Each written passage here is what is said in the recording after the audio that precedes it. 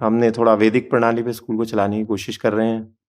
तो हमने अपने जो 4 वेद हैं उनके नाम से स्कूल के हाउसेज़ के नाम भी रखे हैं। अब कोशिश कर रहे हैं थोड़ा बच्चों को हाँ। और आधा आधा घंटा हम राधा कृष्ण कीर्तन भी कराते हैं स्कूल में असेंबली में। बहुत सुंदर। बट हमारे सामने महाराज जी एक समस्या चल रही है, क्योंकि हमारा स्कूल है दिल्ली एनसीआर के आसपास, जहाँ पे भौतिकवाद बहुत ज़्यादा है और वहाँ पर सारे प्रयास करने के बावजूद भी सभी अभिभावकों को हम संतुष्ट नहीं कर पा रहे हैं, क्योंकि उनको लगता है कि भगवान का नाम लेना, कीर्तन करना शायद थोड़ा समय नष्ट करने वाली बात है। तो काफ़ी बच्चे हैं जो घर में भजन करना चाहते हैं, लेकिन उनके अभिभावक कहते हैं कि ज़्यादा समय मत दीजिए इन चीज़ों में। हाँ, फिर उन्हीं अभिभावकों को वही बच्चे जिनको धर्म से रहित शिक्षा दी जाती है, डंडे मार के निकाल देते हैं। फिर बाद में रोना होता है उनको कि मेरी संपत्ति मेरे बच्चों ने छीन ली और धक्का मार के बाहर निकाल दिया। क्यों? बच्चों का ही दोष नहीं, आपका दोष, आपने संस्कार ऐसे दिए। आज जब धर्म पूर्वक संस्कार की शिक्षा हो रही तो विरोध कर रहे हैं। तो आज नवीन बच्चे अपने माता पिता के सैकड़ों बच्चों में से कौन पैर छूता है?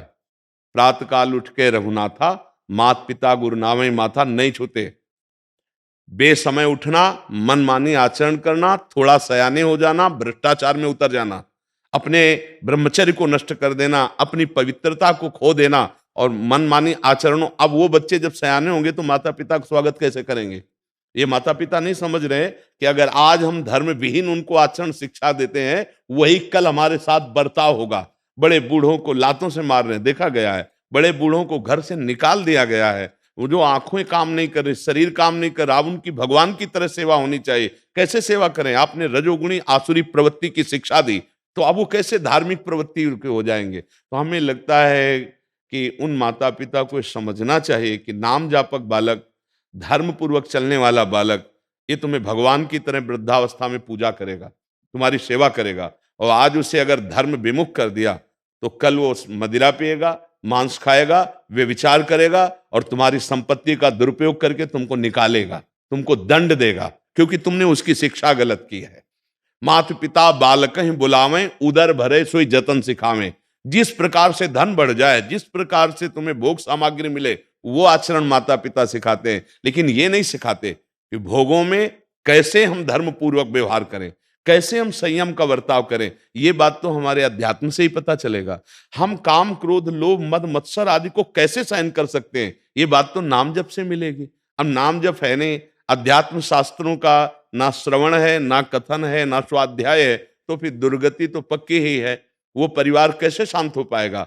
जो बच्ची बिना पाणी ग्रहण के भ्रष्ट हो चुकी है, वो कैसे एक पतिव्रत में रहेगी? जो बच्चा बिना पाणी ग्रहण के भ्रष्ट हो चुका है, वो कैसे पत्नी को प्राण से भी अधिक प्यार कर पाएगा? जब गृहस्थी में पति पत्नी पर भी विश्वास नहीं रह जाएगा, वो गृहस्थी किस काम की आएगी? तो पढ़ाई लिखाई के साथ अगर धर्म ग्रंथ की शिक्षा नहीं है, तो आधुनिकता बढ़ती जा रही है, व्यसन बढ़ता जा रहा है, व्यभिचार बढ़ता जा रहा है, कुमार्गगामी प्रवृत्तियां, उच्छृंखल। माता पिता यहाँ के बोलते हैं कि हम बेटे से कहते हैं या बेटी से कहते, वो कहती तू अपने को देख।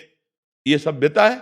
विद्या विनयम ददाती, विद्या विनयम ददाती, विद्या ऐसे सिखा जी, तुमने गलती की, आज से नहीं करूंगा। ये विनम्रता खो दी बच्चों ने, और वो विद्यालय जाते हैं और वो विद्या अध्ययन करते हैं। इसका मतलब हमारी विद्या में कमी है।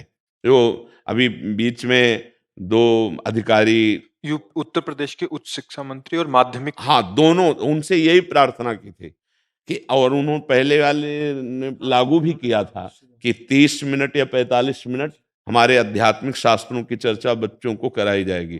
तो होती है। हाँ होते, तो बिना अध्यात्म चर्चा के तो मतलब हमें लगता है जीवन अधूरा ही है। छोटे छोटे बच्चे ऐसे कार्यों से ग्रसित हो रहे हैं जो अपनी जीवनी शक्ति को नष्ट कर रहे हैं। अब हमारे पास आए, जैसे 13 वर्ष का बच्चा है, अब वो गलत चेष्टाओं में बच्चों के साथ गलत क्रियाएं करने लगा। अब उसको खड़े होने में चक्कर आता है, क्योंकि बच्चे, उनको पता नहीं कि जो मैं क्रियाओं में उतर रहा हूं मेरा नाश करने वाली है। अगर आप आध्यात्मिक सूत्र उनको नहीं समझाएंगे कि ब्रह्मचर्य जीवन के लिए कितना आवश्यक है, ब्रह्मचर्य ध्यान करना नवीन अवस्था के लिए कितना नुकसानदायक है, वो कैसे चल पाएंगे? व्यसन नहीं करना चाहिए, वो कैसे चल पाएंगे बिना आध्यात्मिक शक्ति के? अब नाम जब चल रहा है, थोड़ी देर वैदिक सूत्रों का गायन हुआ, थोड़ी देर वैदिक सूत्रों की चर्चा हुई, तो इनकी श्रवण मात्र से बुद्धि पवित्र होगी। इनके पाप नष्ट होंगे, इनका हृदय निर्मल होगा। अब माता पिता जो लोग नहीं समझते हैं, कैसे समझाया जा सकता? महर्षि प्रधान ये वृत्ति हो गई है माता पिता में कि ये बड़ा अधिकारी बन जाए या बड़ा आदमी बन जाए, खूब पैसा कमाए और फिर बस यही। अब वो क्या परिणाम समझते नहीं माता पिता। जो वयोवृद्ध माता पिता का आदर नहीं करता है, वो चाहे जितना बड़ा पद में पहुंच जाए, वो कभी सुख शांति को प्राप्त होगा। पर अब उसको ये सिखाया ही नहीं गया ना, संस्कार ही नहीं दिए गए। संस्कार, एक गरीब किसान ने अपने बेटे को बहुत पढ़ाया, हमें कथा नहीं सुना रहे, मतलब स्थिति बता रहे, और वो न्याय विभाग में बड़ा अधिकारी बना। वो अपने मित्रों के साथ बैठे चाय पी रहा था और वो गया, धोती, साधारण जूता, कुर्ता, गांव का किसान, ना वो उठा ना पैर छुआ। तो एक बार तो उसको लगा कि मेरा बेटा, फिर और उससे मित्रों ने पूछा कौन है? उनका हमारे घर का नौकर है। कदम पीछे किए और वापस लौट गया। जब वो गांव गए तो उनका पापा इज्जत बचाने के लिए कहना पड़ा, क्योंकि आप ऐसी पोशाक में गए थे। ऐसे बोले, बस बस बस, हम समझ गए कि हमसे गलती हो गई।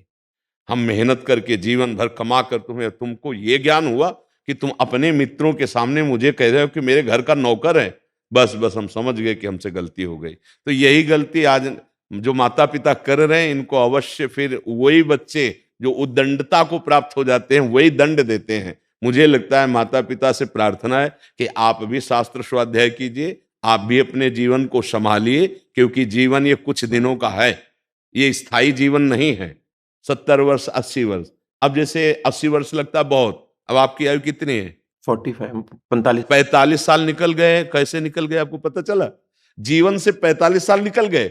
अब पता नहीं कितने मिनट हमारे जीवन में, कुछ पता नहीं। इसलिए हम ये प्रार्थना करते हैं आपसे कि आप जहां तक हो सके तहां तक विरोध सह के भी, अपमान सह करके भी इन बच्चों के संस्कारों को पुष्ट कीजिए। इनको अलग से इतना परिपक्व कीजिए कि ये बाहर जाकर घर में ना माला से नाम जप करें, पर अंदर अंदर जप लें। ये वहां ना वेद पाठ करें, पर एकांत में धर्म के सूत्रों को समझ लें, तो ये हमारे समाज लायक हो जाएंगे, ये हमारे राष्ट्र की सेवा करने वाले बन जाएंगे। और कभी ये आपको मन से प्रणाम करेंगे कि हमको टीचर ऐसे मिले, गुरुदेव ऐसे मिले, जिन्होंने हमें ऐसा जीवन दिया। माता पिता तो विरुद्ध थे, लेकिन गुरुदेव हमें ऐसे मिले, ऐसे अध्यापक मिले जिन्होंने हमारे अंदर ऐसे संस्कार डाले। तो इसलिए आप निंदा सहकर, अपमान सहकर, अवहेलना सहकर भी अपने सत् कार्य को मत रोकिएगा और खूब धर्म पूर्वक चले, तो भगवान सहयोगी हैं। इनके अंदर, बच्चों के अंदर भगवान बैठे हैं, इनका मंगल हो जाएगा। ये हमारी नई पीढ़ी भारत की, ये उन्नतिशील, धर्मवान और धैर्यवान बन जाएगी। जो आज नाक में गुस्सा है, छोटी छोटी बातों में हिंसा में उतर रहे हैं नौजवान लोग, छोटी छोटी बातों में इतने विक्षेप को प्राप्त हो रहे हैं कि अपने जीवन को नष्ट कर रहे हैं। ये कारण क्या है? अध्यात्म शून्य जीवन।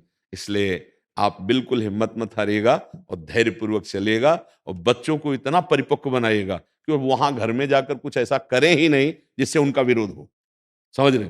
अंदर अंदर राधा राधा जपो, बाहर से राधा बोलने की बिल्कुल जरूरत नहीं, अगर जिस घर में डांट लगती हो। यही प्रश्न था महाराज जी। हाँ, सेम प्रश्न। हाँ, अंदर अंदर नाम जप करो, बाहर से कुछ कर। माला भी मत लो घर में, माला झूले में डाल लो, वहां हाथ में मत लेना। राधा राधा राधा राधा, जो गुरुजी ने, टीचर ने पढ़ाया है उसका मानसिक चिंतन करो। जो वैदिक सिद्धांत अध्यात्म, वहां मत खोलो कोई धर्म ग्रंथ। अगर घर में विरोध होता है, देखो प्रवीणता पूर्वक अपने को अच्छा बनाना है।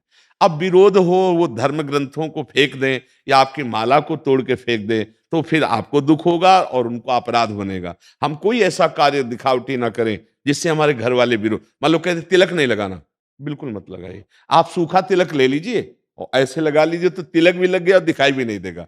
अगर वो विरोध करते हैं तो उसी घर में रहना है और फिर आगे गृहस्थी में जाना है। मान लो पति ऐसा मिले कि विरोध करने वाला, तो हमको बहुत सावधानी से भक्ति करनी, अंदर मजबूती कर लेनी। बाहर से अगर तुम रोकना चाहते तुम रोक लेते हैं। हम तिलक नहीं लगाएंगे, हम कंठी नहीं बांधेंगे, हम माला नहीं छुएंगे, पर हम अंदर से राधा राधा कहेंगे, इसे कौन जानता है। हम अंदर से धर्माचरण करेंगे, इसे कौन रोक सकता है। समझ रहे हो ना बच्चों?